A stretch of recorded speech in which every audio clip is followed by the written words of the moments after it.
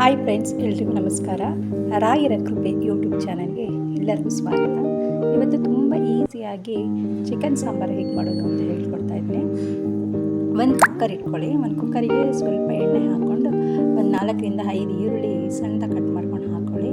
ಚೆನ್ನಾಗಿ ಫ್ರೈ ಮಾಡ್ಕೊಳ್ಳಿ. ಅದನ್ನು ಫ್ರೈ ಮಾಡ್ಕೊಂಡ ನಂತರ ಚಿಕನ್ ಇವೇನು ವಾಶ್ ಮಾಡಿ ಇಟ್ಕೊಂಡಿರ್ತೀರಲ್ಲ ಚಿಕನ್, ಇದು 1.5 kg ಚಿಕನ್ ಇದೆ. 1.5 kg ಚಿಕನ್ನ ಹಾಕ್ಕೊಂಡು ಕ್ಲೀನಾಗಿ ಬಾಡಿಸ್ಕೊಳ್ಳಿ. ಕ್ಲೀನಾಗಿ ಮಿಕ್ಸ್ ಮಾಡ್ಕೊಂಡಾದ್ಮೇಲೆ ಅದರಲ್ಲಿ ಸ್ವಲ್ಪ ನೀರಿನ ಅಂಶ ಎಲ್ಲ ಬಿಡುತ್ತೆ. ಚೆನ್ನಾಗಿ ನೀರು ಬಿಡಬೇಕು. ಒಂದು ಸ್ವಲ್ಪ ಅರಿಶಿನ ಪುಡಿ ಹಾಕ್ಕೊಂಡು ಚೆನ್ನಾಗಿ ಒಂದು 5 ನಿಮಿಷ ಲಿಡ್ನ ಕ್ಲೋಸ್ ಮಾಡಿಬಿಡಿ. ಚೆನ್ನಾಗಿ ಅದು ನೀರನ್ನೆಲ್ಲ ನೀರನ್ನೆಲ್ಲ ಬಿಟ್ಟಾದಮೇಲೆ ಸ್ವಲ್ಪ ಉಪ್ಪು ಹಾಕ್ಕೊಂಡು ನಿಮಗೆ ನೀರು ಎಷ್ಟು ಬೇಕು ನಿಮ್ಮ ಅನುಸಾರ ನೋಡ್ಕೊಂಡು ನೀರು ಹಾಕ್ಕೊಳ್ಳಿ. ನಾನು ಇದರಲ್ಲಿ 1 ಚೊಂಬು ನೀರು ಹಾಕ್ಕೊಂಡಿದ್ದೀನಿ, ಅಂದರೆ 1/4 ಲೀಟ್ರದ್ದು 3 ಗ್ಲಾಸ್ ನೀರು ಹಾಕ್ಕೊಂಡಿದ್ದೀನಿ 1.5 kg ಚಿಕನ್ನಿಗೆ. ಈಗ ಲಿಡ್ ಕ್ಲೋಸ್ ಮಾಡ್ತಾಯಿದ್ದೀನಿ. ಇದು 4 ವಿಷಲ್ ಬರಬೇಕು. 4 ವಿಷಲ್ ಆದಮೇಲೆ ಮಸಾಲೆ ಐಟಮ್ ಏನೇನು ಅಂತ ನೋಡೋಣ.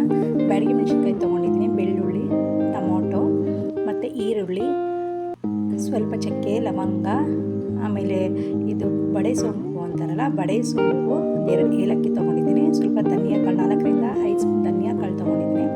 ಎಲ್ಲನೂ ಸ್ವಲ್ಪ ಚೆನ್ನಾಗಿ ಹುರ್ಕೊಳ್ಳಿ. ಫಸ್ಟಿಗೆ ಇದು ಡ್ರೈ ಐಟಮ್ಸ್ನ ಮಾತ್ರ ಹುರ್ಕೊಳ್ಳಿ. ಆಮೇಲೆ ಈರುಳ್ಳಿ, ಟೊಮೊಟೊ, ಆಮೇಲೆ ಬೆಳ್ಳುಳ್ಳಿ ಅದನ್ನೆಲ್ಲ ಹಾಕಿ ಸಪ್ರೇಟಾಗಿ ಇನ್ನೊಂದು ಸಲ ಫ್ರೈ ಮಾಡ್ಕೊಳ್ಳಿ. ಇಲ್ಲಾಂದರೆ ಎಲ್ಲ ಮೆತ್ತಗಾಗ್ಬಿಡುತ್ತೆ.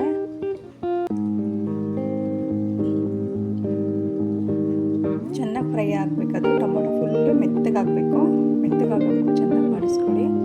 ಈಗ ಅದು ಕುಕ್ಕರ್ ಲಿಡ್ ತೆಗ್ದಿದ್ದೀನಿ.